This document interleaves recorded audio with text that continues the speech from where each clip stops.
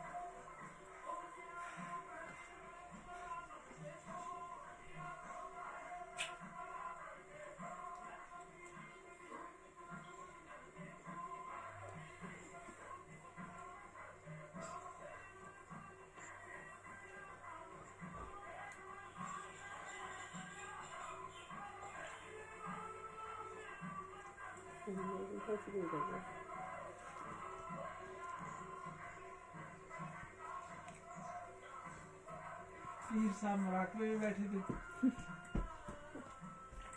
बस बस हाँ